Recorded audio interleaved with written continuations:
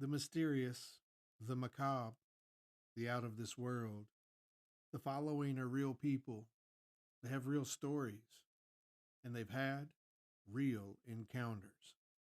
Here tonight on Newsworthy, two words and two question marks.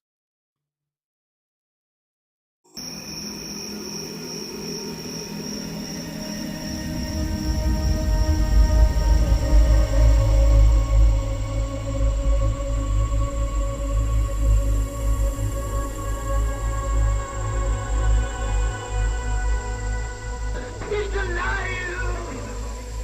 Have you checked the children? Get out!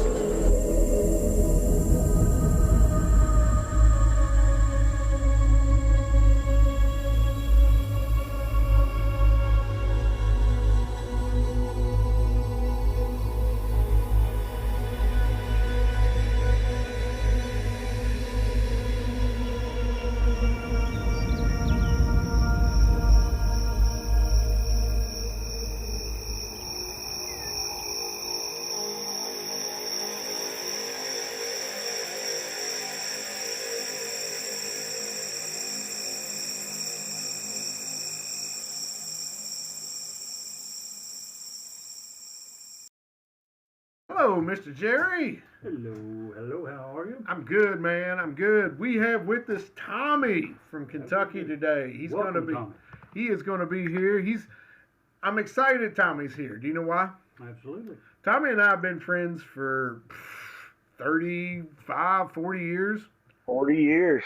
And for all the people out there who are not men, we have a great mix of audience. Let me explain a little bit about how friendship works for men. Men can have a friend and not talk to them for 15 years. And then out of the blue, that friend will call and say, hey, man, I got a flat tire. I'm over here in Georgia. Can you help me out? On my way. And I'm on my way. That's how friends We'll be with there. dudes work, right? We don't need that daily communication to be friends for life. I've got many friends like that. So Tommy, an avid and a wonderful listener of our show, thank you for that. Thanks for putting on a good show. Oh, thanks, man. I have told the story several times about an evening that you and I went camping. And Tommy heard that, and he's like, finds me on Messenger and says, dude, I got cold bumps and cold chills because that's exactly how I remembered it. And I just want to have Tommy on and have him tell his side, tell the story as he remembers it. And of course, we'll ask questions along the way. But Tommy, take it away, man. Well, I sure appreciate it. Thanks again for having me on. And as far as the goosebumps, absolutely, it's crazy. To preface, we were really good friends. Stephen lived right up the road. Life happened. I ended up joining the military, and I disappeared. We hadn't talked for a while. And out of the blue, I get a message asking about what we call the iceberg, and that's our Bigfoot story. And I've told this story throughout the Air Force, throughout everywhere I've been. So it's kind of neat. You all might, hopefully, I have some of my buddies hear this story. But with that being said, to hear Steven tell his version is identical to mine. He reminded me of a few things I had forgotten, and hopefully I'll remind him of a few things too. And we had not discussed this before years. I'm telling you, it's just I remember him saying it's hard to explain. He hadn't talked to you in years. Yes, sir. So we'll go with the first night. We were camping under the stars. No tent. Right in front of that big green truck. And the worst part was, I remember waking up very soaking wet. There was a lot to do that night. I had forgot the stench that Stephen had talked about. But what I've remembered, and this might go along with your show too, is a red dot flying across the sky. And it stopped. Because we thought it was an airplane, but it was a solid red dot. It stopped, and then it zigzagged and went up and disappeared. I do remember that. That was crazy. That's crazy. Yes. So we decided to get a tent, like Stephen had said. We went camping again on the side of a hill. But one thing I want to mention is Stephen had a dog named Fred, if I remember. Is that correct, Stephen? Yeah, it was an old, some sort of golden retriever mix. And it had Yeah. a yellow spot on top of its head, made it look like it was bald. That's why we called it Fred, because I had a bald Uncle Fred. That's pretty cool. But one thing I remember about Fred, Fred barked all the time. And that I'll never forget Fred. So we set up the tent, we get ready. We also, this is getting kind of close to Halloween. My uncle showed up at my dad and my mom's house, and we went up and we toilet papered our uncle's car, my uncle's car. You remember that, Stephen? I severely paid for that, by the way, later on down the road. Well, I'm glad you did. Why? Because you Hey, didn't. I man, didn't. but that was a good night. And like Stephen said, there was nobody knew where we were. My dad owned 27 acres, and we were on a hillside. If you were looking for somebody camping, it wouldn't be on a hillside, not in our neck of the woods. No, and we didn't have a fire or anything. We weren't that smart. No, we was just having fun. So Fred was with us that night. I remember Fred at the foot of the tent, and I just remember waking up to this sound, and the sound was, to me, was Ike. Ike. But the weird thing about it is you could hear footsteps too, crumbling through the woods. I don't know if it was branches or what, but you could hear the steps. And I thought, I don't know what time it was. I just remember looking over and asking Steven, like, hey, are you awake? And he was clearly awake. It was, yes. So I get the flashlight and I look down at Fred, and Fred's eyes were huge. They were wide open. And that concerned me because Fred was just laying there. He was not barking. To me, it seemed like he was scared. I remember Fred barking a lot.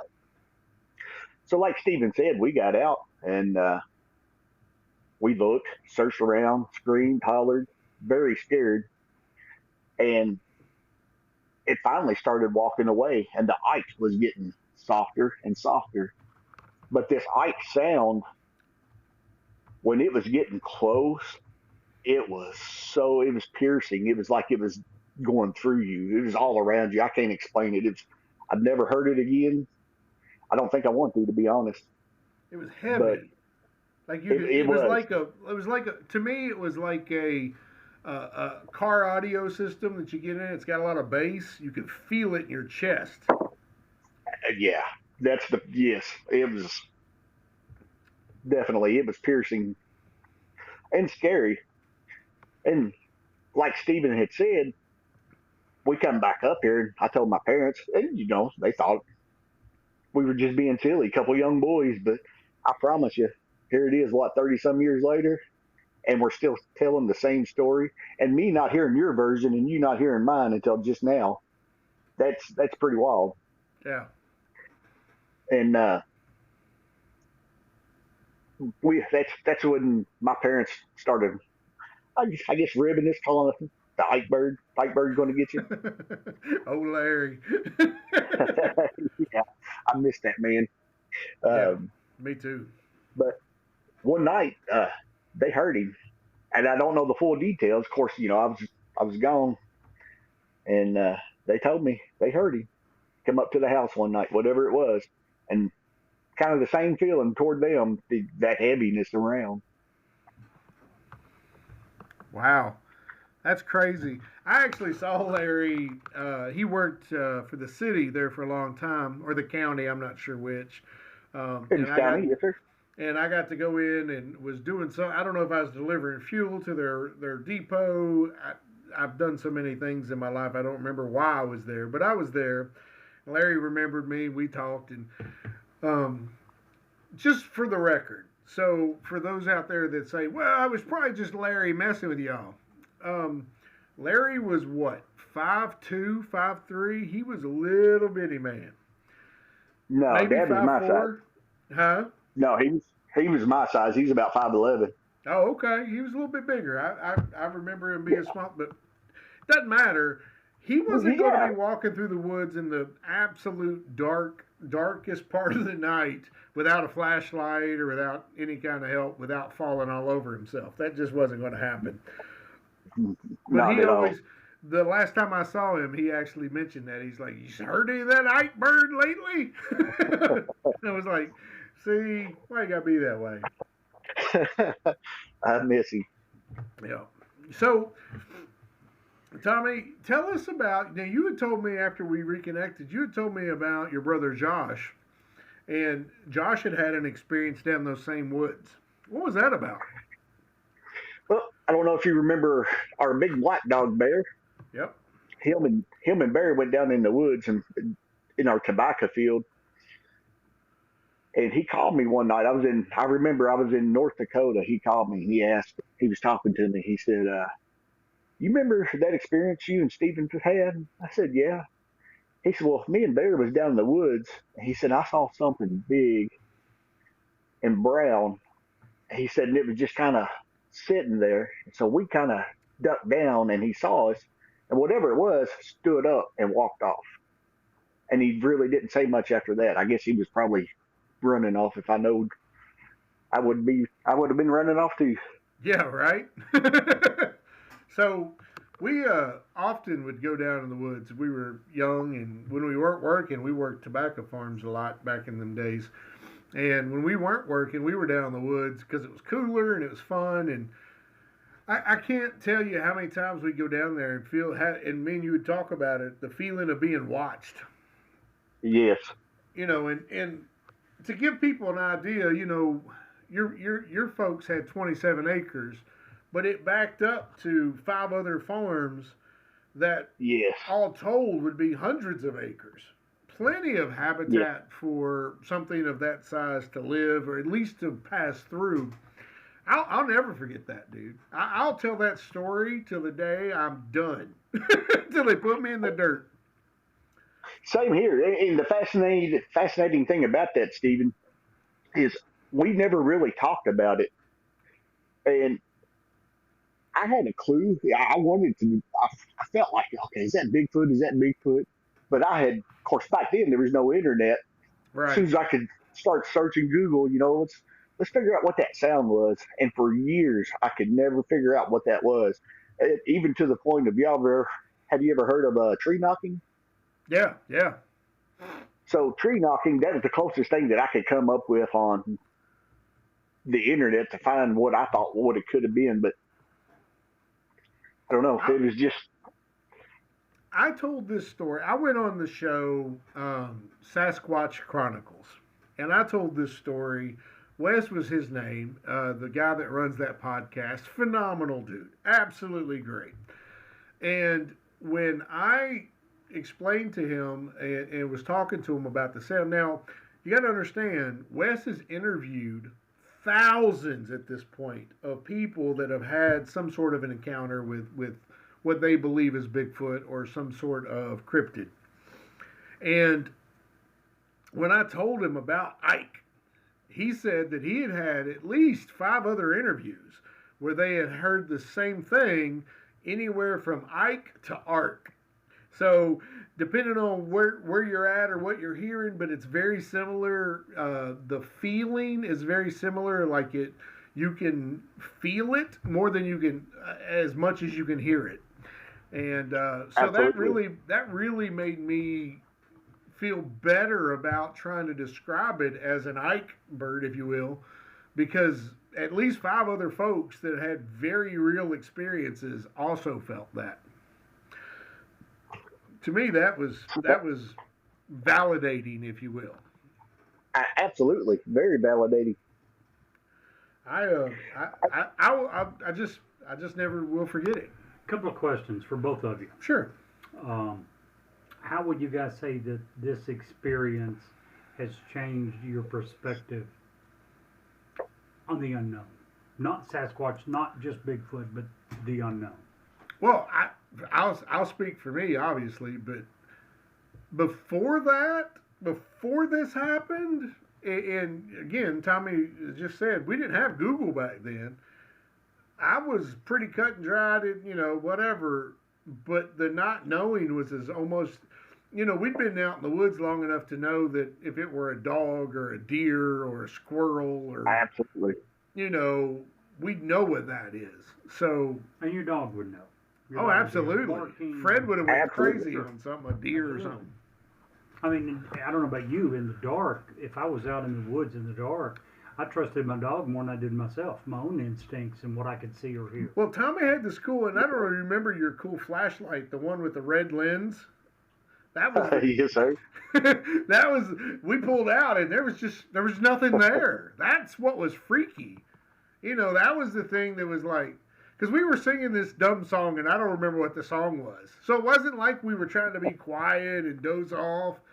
This thing didn't give a hot shit what we were doing. It was just trying to tell you all to shut up. basically. Yeah. What was that song? We were singing some song at pretty much the top of our lungs, and No clue. it was dumb. But that's when we heard it, and then that's when Actually, I take that back. The first time we heard it and we hopped out of the tent, we were quiet. We were kind of bedding down. But after that, that's when we sung the song because we were like, hey, if we make a lot of noise, maybe whatever this is will go away. But what do you think? I'll let you answer that question, Tommy. I didn't want to answer for has you. it in any way change your Yeah. perspective on the unknown? Well, back then, it really didn't affect me too much. I just didn't know what it was. But for the last 30 some odd years, you just think about it and study it. I kind of felt like, was I crazy? Did we just imagine that? But after the fact and start doing my own little bit of research and then hearing other podcasts and then talking with Steven again, yeah, absolutely that changes me. Let me ask. Definitely. Yeah, I'm sure it would. Let me ask another question. And you can go first on this one, Tommy. I know it's been a long time. How did you feel at the time? What do you remember? Fear, excitement, something else? How would you describe how you felt at the moment it was going on? Fear, definitely fear, and I want to say some confusion because I had no clue what it was, but fear for sure. Steve? Oh, I would so you got to remember, 13, 14-year-old dudes, 15 maybe max, don't remember exactly. We're not going to let each other know we're ready to piss our pants, but definitely Right. scared. Just what I was thinking. My next question is this. If Tommy hadn't been there, or in Tommy's case, if you hadn't been there, if you'd been there by yourself. Out. Yeah. Out. Would have ran my happy ass back to the house. But since there was two of you, boys being typical boys, you can't show fear. You can't be the first one to say, I'm scared shitless, should we go home? Right. So you're Oh, no. right. That was not on the table because if we had Larry would have never, ever, ever let us live that down. either Ever. one of you all would have probably let the other one live it down. Well, that too. But Big more typical boys. importantly, Larry wouldn't have let us live that down. That's Am I right. wrong? Not wrong at all. How old was Larry? Huh? How old was Oh, Larry at the time? I don't remember. Tommy'd be better to answer that. Probably early 40s, probably. 30. Considerably Yeah, older than you. 30s. Yeah, I mean, Yes. he was a man's man though. Larry was one of these guys, man. He's one of those guys. When people tell you that they work in a garage and they cut their finger, and instead of going to the doctor or putting a Band-Aid on it, they literally put turpentine on it and wrap it with a freaking cloth and duct tape. That was Larry. He was a man's man, right? He was a definitely good man. Yeah, I mean, just you didn't want to show weakness in front of Larry. He was very intimidating, very soft-spoken, very quiet. Whatever he said to you, you had to pay attention because he was real quiet. But, man, I respected the hell out of Larry. Jerry, I've got a question for you. Sure. So, we're talking about the woods down here. Stephen and I knew these woods. Still do. I live here now. Right. Know these woods like the back of our hands.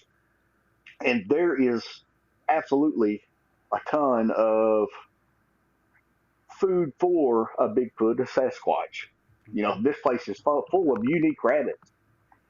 Do you know how to catch a unique rabbit? No, how do you catch a unique rabbit? It's simple. You sneak up on it. Oh, okay. I like that. He is a like true that. listener of There our you go. Yes, he podcast. is. I love it. Unique up on it. Well, I guess I would. That begs another question, right? How would you catch a tame rabbit? Tame way. You sneak up on it. Love it. Wow. This is the only show that I can completely drink a bottle of wine in 20 minutes. I love it. Yeah. At least this is the small bottle. Yeah. Blah, blah, blah. The only time I ever drink is when you're here, by the way. I don't know if you realize that or not. That's what all alcoholics say. I only drink when I'm around you. They say it to 13 people, but they tell them the same thing. So, Tommy, you live there now. Have you had any experience, anything, any tracks, anything that you wouldn't put in? I mean, you're there every day now. So, what has anything happened since? None, nothing at all. Wow. But here's my challenge to you, Stephen. Okay. Let's recreate that night. Let's go down there and camp again. All right, I'm in. We'll bring Jerry along because he's never had an experience. Come on, Jerry. Let's do it. Jerry's never had an experience with a cryptid. He's never had an experience with a ghost, a poltergeist, nothing. I would absolutely. I'm in. I'm game. As soon as let's shoot for the fall because in my old age I don't like it freaking hot. I'd rather camp out when I'm cold than hot. And we can even shoot for the spring if you want. But it's just a thought. Yeah, absolutely. And you know what? I actually even remember, I don't know how much the land has changed, but I remember the grove of evergreens that we camped in. What hillside it was on. I remember all of that. I don't know if you remember. Yes, sir. I'm sorry. Go ahead, Tommy. Oh, no, sir. You go ahead. I started to tell Steve, I don't know if he remembers, but last Halloween, he and I were going to go down to Cynthiana. And there was a couple of, around Halloween, we were going to go to a cemetery and something else that was haunted. Right. And then Steve wimped out at the last minute. So did not wimp he out. was sick or something. Come up. Damn cancer. You gotta. I think it was cancer. Yeah, that's what I had all this. Was it? Something come up and he wimped out. So, gotta only have surgery and do all this shit for cancer. If you want, you can go down and do it all around Halloween. Yeah, that sounds good to me. You game, Tommy? Absolutely. Would love it. Now, I will say, don't be jealous of my tan because as soon as around Halloween, I'll be coming back off my cruise. I'll be looking good. So, but yeah, I'm good for that. Let's do it because last year we were going to do that, and unfortunately, all that stuff happened. And 100% now and focused. Let's do it. Because the cemetery I was going to take him to, Tommy, is the one right on Main Street. Right across as you're coming into town from Falmouth, on the left, the really old cemetery there. Yes. And then the house that I was going to take him to is the one coming out your way, out Oddville, right there on the corner as you're coming out of town that used to have the hospital from the Civil War in it. Where the story is, and it's right across from the now defunct there used to be a lumber company there. So it was right there on that corner of Oddville and I don't remember the name of that other street, but it was the one that used to go out to Old Lianos. Yeah. But yeah, there you go. So it's right there on the corner there. And the story is, on certain nights, you can still hear Civil War soldiers wailing in pain from having limbs amputated or whatever. But another one we might have to stop and visit that Rise Opera House. You mentioned until last week is the Opera House. Yeah, absolutely. And if it's going to be around Halloween, they'll be having haunted tours anyway. So we'll definitely check all that out. Make a whole weekend of it. That's what I was going to say.